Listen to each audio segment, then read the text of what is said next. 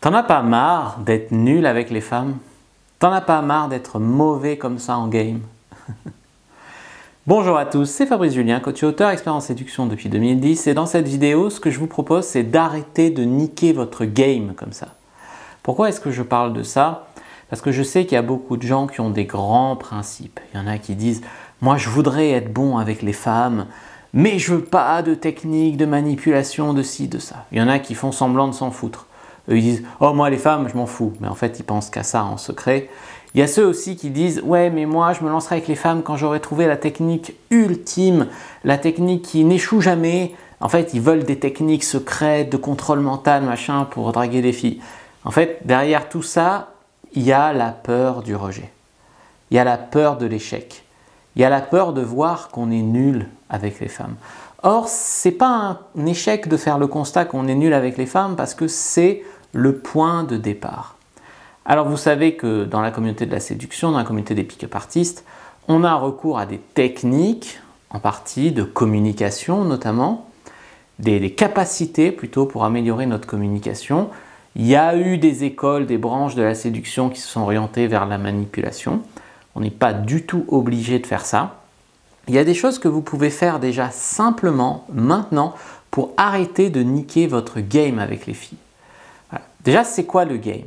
C'est quoi le game d'ailleurs? Pourquoi on dit t'as un bon game, t'as du game, etc. Ça vient d'une expression anglaise. En anglais, you've got game, tu as du game, ça veut dire tu es bon à quelque chose. Tu vois, par exemple, je sais pas, tu joues comme un super bon joueur au tennis, on va te dire oh, you've got good game. Ou alors, tu sais pas, tu es très bon en informatique, on va te dire ça. Et par extension, depuis la publication du livre The Game de Neil Strauss, par extension, le game, c'est devenu, en tout cas en France, plus parler de la séduction. Bien sûr, il y a les gamers, ceux qui jouent aux jeux vidéo, c'est aussi du game. En tout cas, c'est un abus de langage, cette histoire de game égale séduction. Donc, qu'est-ce que vous pouvez faire dès à présent pour vous améliorer en game sans pour autant passer pour un salaud, un manipulateur, un machin? La première étape d'ailleurs, c'est de vous inscrire à ma newsletter. Le lien est dans la description de la vidéo, premier lien. Vous allez recevoir un conseil par jour pendant 3 ou 4 mois, donc de quoi ne pas abandonner vos objectifs, ainsi que des e-books gratuits, notamment un sur Tinder, un sur comment aborder, quoi dire, les phrases d'accroche, ne pas avoir trop peur, etc. Un sur comment sexualiser vos conversations. Bref, je vous offre plusieurs guides offerts pour 0 €, rien que pour l'inscription à la newsletter. Voilà. Déjà là, vous avez pris conscience que peut-être c'est pas la catastrophe, mais qu'en tout cas, vous voulez viser mieux que ça avec les femmes. Maintenant, 3 leviers pour améliorer votre game sans tomber dans la manipulation, dans tout ça. Il y a quelque chose qu'on retrouve beaucoup chez les mecs que je reçois, en tout cas parfois en coaching, parce qu'on a l'impression que les mecs qui prennent des conseils de séduction, on a l'impression de dehors, soit c'est des gros moches, des gros voilà. Mais en fait, c'est jamais tout ça. Souvent, la plupart du temps, c'est des mecs qui prennent un minimum soin d'eux, qui sont un peu nerds, un peu geeks, un peu froids, qui savent pas communiquer ou qui ont des croyances sur les femmes qui peuvent leur venir d'une mère un peu féministe, voilà, qui leur a dit que les hommes c'est le mal, que voilà. Il peut y avoir beaucoup de choses comme ça qui font qu'il y a des mecs très bien qui se retrouvent en galère avec les femmes. Et en fait, il ne faut pas vous dire je vais apprendre la séduction, c'est parce que je suis nul.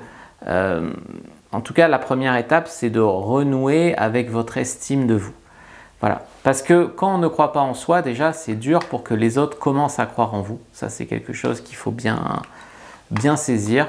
La deuxième chose, c'est que l'estime de soi, ça peut se développer. Ça, j'en sais quelque chose, moi, parce que quand j'ai commencé le game, je m'étais pris un râteau par ma voisine qui avait 3 ans de moins que moi, que je trouvais mignonne, mais enfin pas ouf non plus, pas un canon, tu vois. Je me disais, tiens, peut-être avec elle j'ai une chance, non, même pas. Voilà, et vraiment je partais de super loin. J'avais couché une fois avec une fille, j'avais tenu 2 minutes. Voilà. De toute façon, il y a des tas de raisons dans la vie pour avoir une mauvaise estime de soi. Ça peut être comment t'ont éduqué tes parents, ça peut être une expérience traumatisante dans la vie, ça peut être des tas de choses, ça peut être la société aussi qui nous rabaisse notre estime de nous. Donc en tout cas, peu de confiance en soi, ça n'aide pas avec les femmes. Mais l'estime de soi et la confiance en soi, c'est pas tout à fait pareil. L'estime de soi, elle baisse quand tu es intéressé par des choses, quand tu as des valeurs que tu bafoues. Par exemple, si tu dis que si tu sais au ton fort intérieur que tu es intéressé par les femmes, mais que tu fais rien pour aller dans ce sens-là, tu bafoues ton estime de toi. Après, l'estime de soi peut se modifier aussi par les gens qui sont autour de vous. Il y a des gens qui vont être nuisibles, toxiques pour vous, c'était le cas par exemple de mon frère. Et tu as des potes qui vont te dire « Ah ben on est une bande de nuls, et ben c'est comme ça, regarde lui il sert des filles, c'est un connard ». Enfin tu vois, tu as des gens qui vont te tirer vers le bas vis-à-vis de ça. Et donc tu peux te faire tirer plus vers le haut en changeant un peu ton environnement et notamment en fréquentant des gens qui s'intéressent eux aussi à la séduction. Puis après, comment gagner en estime de soi? Ben, prendre soin de son corps, donc faire un peu de sport, manger un peu mieux. Prendre soin de son esprit, ça peut passer par les lectures que tu fais, les films que tu regardes. C'est sûr que si tu es sur Netflix à écouter la propagande LGBT toute la journée, bah, tu t'intoxiques en fait. Et aussi connaître vos forces, quels sont vos points forts. Ça peut être votre intelligence, ça peut être votre physique, ça peut être votre regard, vos cheveux, ça peut être, j'en sais rien moi, votre culture, votre manière de parler, votre poste social, ça peut être votre taille, ça peut être, j'en sais rien, quelles sont vos forces. En tout cas, mettez l'accent dessus et développez-les. Et à partir de là, ça devrait aller mieux. La deuxième chose que vous pouvez changer après votre estime de vous, c'est le fait de se mettre en valeur. Je sais que c'est dur, on a l'impression que c'est soit on est timide, introverti, soit on est extraverti, on est le centre d'attention, on fait le fou, on fait le fifou. Non, pas vraiment en fait. Tu vois, tu peux trouver un juste milieu. On pourrait parler ici plus de personal branding. Vous voyez ce que c'est? C'est un concept plus de marketing, mais c'est qu'est-ce qui fait qu'on te remarque, qu'on se rappelle de toi, que si, que ça. Alors ça peut être par la coiffure, par les habits, ça peut être par le look, quoi. Ça peut être ça. Mais pas obligatoirement. Ça peut être par ta présence, par ton charisme, par ton humour, par ton culot, par ton...